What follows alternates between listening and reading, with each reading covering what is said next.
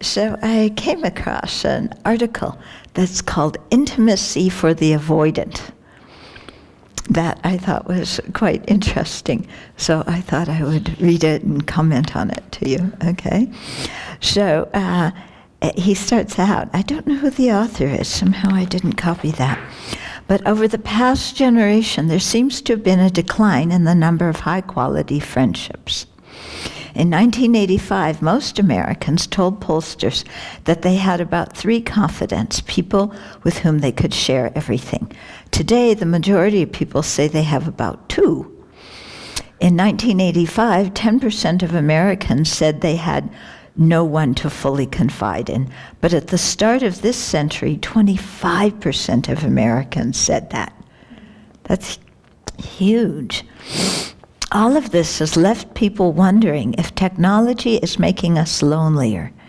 Instead of going over to your neighbor's house, are we sitting at home, depressingly surfing everybody else's perfect lives on Facebook? You're saying yes. Yeah. It's true, because, on Facebook, everybody's life looks great. They don't tell you all the things that aren't working for them on Facebook. But so you're comparing your life, which is, a mixture of ups and downs, with this idealized life of all your friends. And then you come out like, well, my life is just, and then we isolate ourselves. Mm-hmm. Over the past decade, the best research has suggested that no, technology and social media are not making us lonelier. This is interesting. These things are tools. It's what you bring to Facebook that matters. Socially engaged people use it to further engage. Lonely people use it to mask loneliness. Yeah, but I still think that, these idealized lives of your friends makes you feel more lonely and disconnected. So I don't fully agree with that. Okay, so an article in The Atlantic said, using social media doesn't create new social networks. It just transfers established networks from one platform to another. I don't agree with that one either, because it does set up new networks. You wind up talking to people and meeting people that you wouldn't normally before, because of everything goes all over the world so quickly. But also you have new platforms, and that really changes the quality of the communication, because you don't get to see people's eyes or read their body language or hear their tone of voice, when you're on social media. In fact, people create completely false identities that you can believe you're communicating with. But recently, people's views of social media have grown a bit darker. That's because we seem to be hitting some sort of saturation level. Being online isn't just something to do. It has become who we are, transforming the very nature of the self. That's true, isn't it? It's like, you watch people and they have to check Facebook and they have to check their phone, every few minutes to see what's going on and if something happened. Early this year, somebody wrote, did a study that said we check our phones on the average 221 times a day. Almost about every 4.3 minutes. That's including when you're sleeping. Okay, so 221 times a day. Just check it. Did I get a text? Did somebody call? What's my feed saying, or whatever it is. Okay, almost a decade ago, almost no one had a smartphone.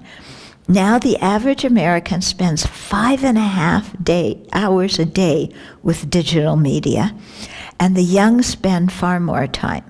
A study of female students at Baylor University found they spent 10 hours a day on their phones. A lot of this traffic is driven by the fear of missing out. Isn't it? Somebody may be posting something on Snapchat that you'd like to know about, so you'd better constantly be checking. The traffic, this is interesting, the traffic is also driven by what the industry executives call captology.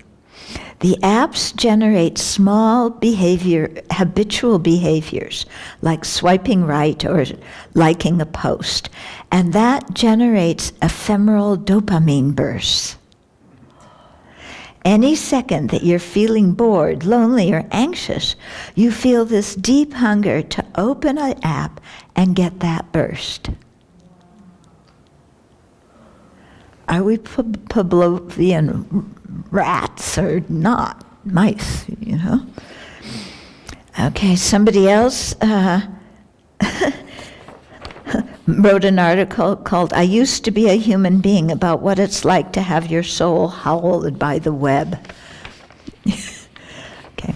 By rapidly substituting, this is what the guy wrote, by rapidly substituting virtual reality for reality, we are diminishing the scope of intimate interaction, even as we multiply the number of people with whom we interact.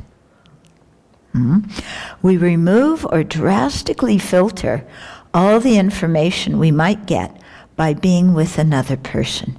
We reduce them to some outlines: a Facebook friend, an Instagram photo, a text message, in a controlled and sequestered world that exists largely free of the sudden eruptions or encumbrances of actual human interaction.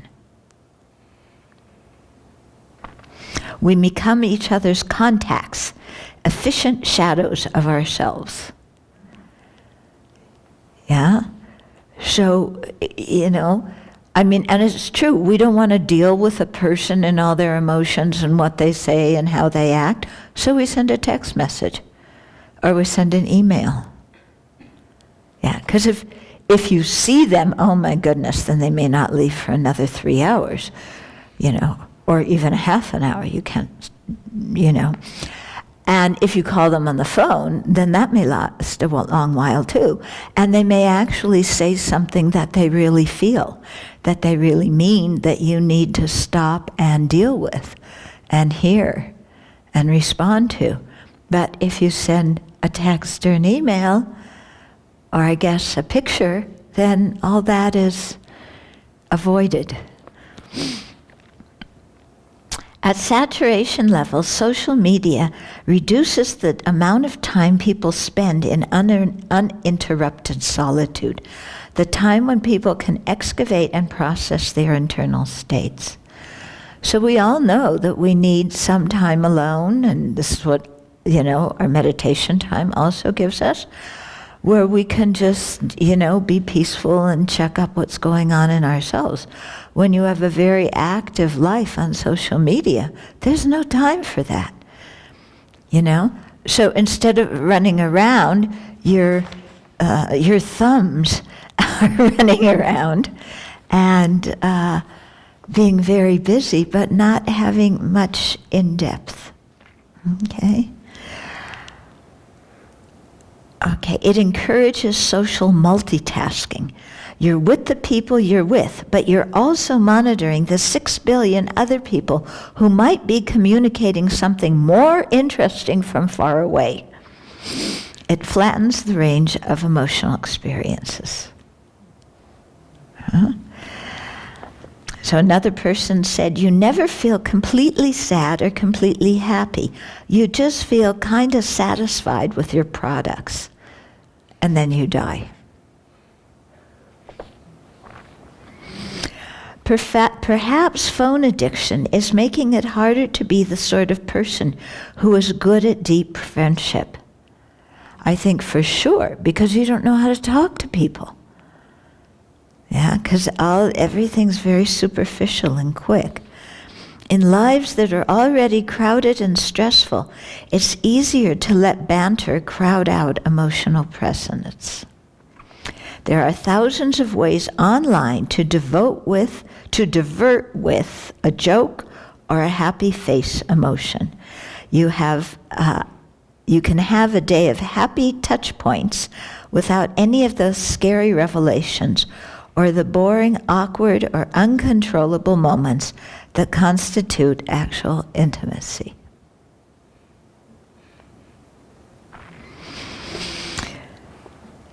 Okay, so when Montaigne, he must have been somebody famous, I forget who, was describing the accumulating intimacy he enjoyed with his best friend, he described an emotional interaction that was full and progressive. It was not one special consideration, or two, nor three, nor four, nor 1,000. It was some mysterious quiescence of all this mixture which possessed itself of my will and led it to plunge and lose itself in his.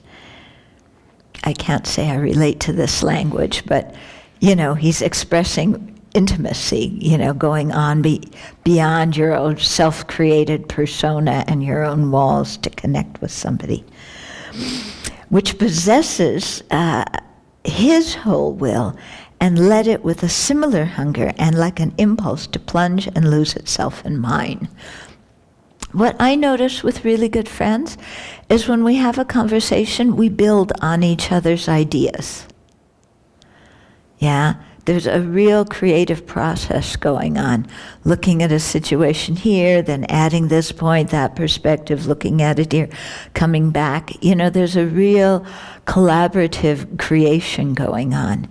Whereas, with emails and texts and things like that, it's just back, forth, finished. Yeah. When we're addicted to online life, every moment is fun and diverting, but the whole thing is profoundly unsatisfying. I guess a modern version of heroism is regaining control of social impulses, saying no to 1,000 shallow contacts for the sake of a few daring plunges and good connections. Yeah. So choosing how we spend our time. Do we spend our time on, these things where we're going to get this little burst of dopamine from liking something or seeing we got an email, even if it's from the IRS, still somebody thinks I exist and, there's a high that comes from it. So are we going to sacrifice that for the sake of really spending quality time with other people and getting to know them and be involved in all the messy stuff that comes up? Which it does, doesn't it? Yeah? Human beings are messy. So aside from the way all this affects our personal lives, I was also thinking, how does it affect democracy? Yeah. If, all you're getting is petitions to sign emails to sign petitions.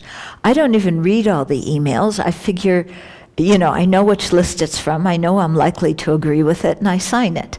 Okay, I don't spend the time reading the whole letter, discussing the issue with somebody else. Occasionally, they send out things where the language I just don't like, or what they're asking for is beyond what I think is right, and I don't sign those. But how does it affect democracy, where people used to gather together in a public square or even at a coffee shop and sit and talk about the issues? Yeah. Now everything is kind of on social media, and you get the latest thing via tweet, which, by the way, the Chinese government today commented on Donnie's habit with tweet, and it said, foreign policy by tweet doesn't work. Yeah, think about it. How can you construct a foreign policy on Twitter? How can you construct, healthcare or national welfare and 147 characters. And yet, this is now what things are becoming. So it's making me think, how does this all affect democracy and us as a people, as a country, as well as our personal lives? Okay. So I liked what he said at the end. The hero, the modern day hero, is the person who can say no to all of this, or who knows how to use it in moderation in a way that's useful, but doesn't get addicted to it. That's a new definition of heroism, isn't it? Yeah. But it takes a lot of courage to do that. Yeah, if you have a group of friends and everybody's talking about the latest whatever, and you have no idea of what it is.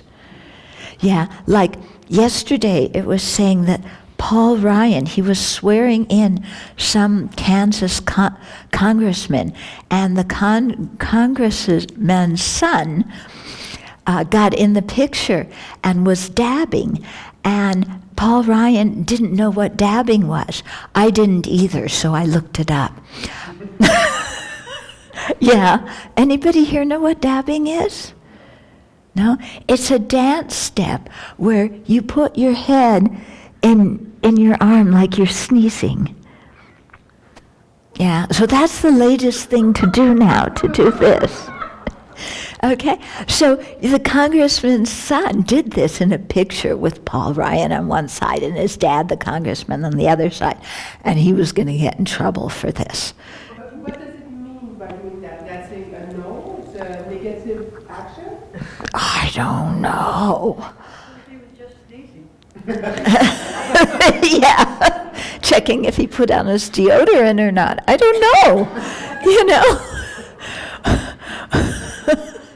I don't know, but apparently it's the latest thing, and it's happening on like basketball courts and different things too. Anyway, so you have a social life that you need to stay up on this. This kind of thing isn't crucially important, because otherwise you're really out of it, and who wants to be out of it? Yeah, then nobody likes you. You don't have any friends, which is the world's greatest catastrophe ever, which means you actually have some peace and quiet to become your own friend and to do your practice. But never mind. Yeah? So, I think, what's called for now is we really need to look at what is coming our way and set our own parameters about how we want to be involved with all the media, and especially social media and internet, and then be courageous and do it.